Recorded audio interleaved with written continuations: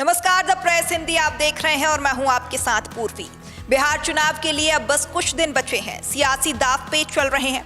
नतीजों के बाद कौन किसके पाले में जाएगा, इसका अनुमान करना थोड़ा मुश्किल है। लेकिन बिहार की राजनीति में अगर किसी को सबसे बड़ा पाला बदलने वाला कहा जाए तो वो नाम नीतीश कुमार का सामने आता है। राजनीति के इस माहिर खिलाड़ी ने पिछले 2 दशक में इतनी बार पाला बदला है कि वो बिहार की राजनीति के केंद्र बन गए हैं। कभी सुशासन बाबू तो कभी पलटू चाचा। नीतीश को लोग अलग अलग नामों से बुलाते हैं, लेकिन एक बात तो तय है कि वो हर बार हालात के हिसाब से बाजी पलट देते हैं।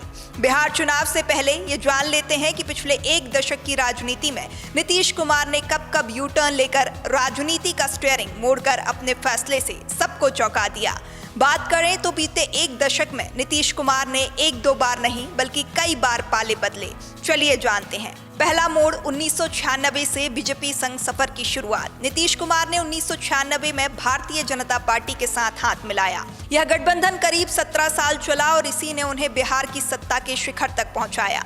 बीजेपी और जेडीयू की जोड़ी ने बिहार की राजनीति में विकास और सुशासन का नया चेहरा पेश किया।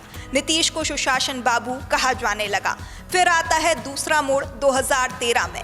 मोदी के नाम पर अलगाव। सब कुछ ठीक चल रहा था, लेकिन 2013 में जब बीजेपी ने नरेंद्र मोदी को प्रधानमंत्री पद का चेहरा घोषित किया, नीतीश को यह रास नहीं आया। उन्होंने कहा हमारे सिद्धांत अलग हैं और बीजेपी से अलग हो गए।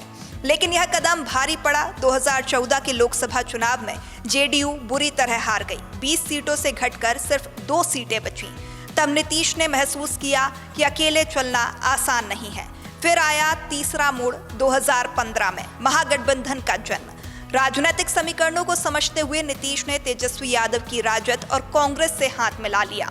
2015 के विधानसभा चुनाव में यह महागठबंधन भारी बहुमत से जीता। नीतीश फिर मुख्यमंत्री बने और तेजस्वी यादव बने डिप्टी सीएम। लेकिन 2 साल भी नहीं बीते थे कि रिश्तों में दरार आने लगी। फिर आया एक और अहम चौथा मोड़ 2017 में, दोबारा बीजेपी की बाहों में। जुलाई 2017 में अचानक नीतीश ने एक और यू टर्न मारा। महागठबंधन छोड़कर फिर से एनडीए में शामिल हो गए। राजद हैरान रह गई, कांग्रेस सकते में थी और जनता ने कहा ये तो पलटू चाचा हैं। बीजेपी ने भी उन्हें खुले दिल से स्वीकार किया। सुशील मोदी फिर से उनके डिप्टी सीएम बने और नीतीश ने मुख्यमंत्री की कुर्सी संभाले रखी। फिर एक और गजब मोड़ आया, वो था 5वां मोड़ 2022 में। फिर वापसी महागठबंधन में। 2020 में जब जेडीयू को सिर्फ 43 सीटें और बीजेपी को 74 सीटें मिली तो सत्ता का समीकरण नीतीश के खिलाफ जाने लगा।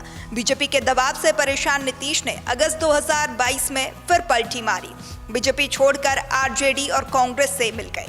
तेजस्वी यादव फिर से डिप्टी सीएम बने। नीतीश ने तब बीजेपी के खिलाफ तीखे तेवर दिखाते हुए कहा था मर जाना कबूल है, लेकिन बीजेपी के साथ जाना कभी नहीं।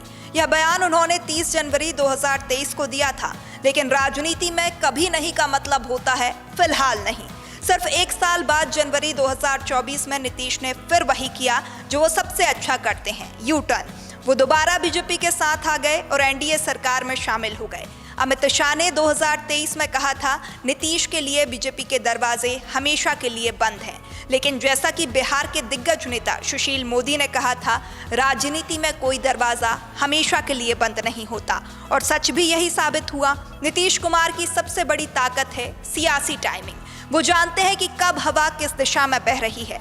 भले ही उनकी पार्टी का जनाधार कमजोर हो, लेकिन उन्होंने हमेशा उस दल के साथ गठबंधन किया जिसके पास ठोस जातीय वोट बैंक रहा।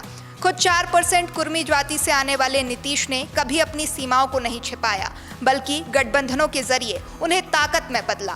फिलहाल बिहार में विधानसभा चुनाव से पहले माहौल गर्म है। नीतीश कुमार अपने सहयोगी दल एनडीए के साथ मिलकर चुनाव लड़ रहे हैं, जिसमें लोक जनशक्ति पार्टी, हिंदुस्तानी आवाम मोर्चा और राष्ट्रीय लोक मोर्चा में सीटों को लेकर बंटवारा हुआ है। फिलहाल बिहार की सियासत में नीतीश कुमार एक ऐसी कहानी बन चुके हैं जहां हर अध्याय के अंत में बस एक ही सवाल लिखा होता है, अब की बार कौन सा यू टर्न। उनका अगला राजनीतिक कदम जो भी हो, लेकिन ये स्पष्ट है कि वो मुख्यमंत्री की कुर्सी पर बने रहना चाहते हैं।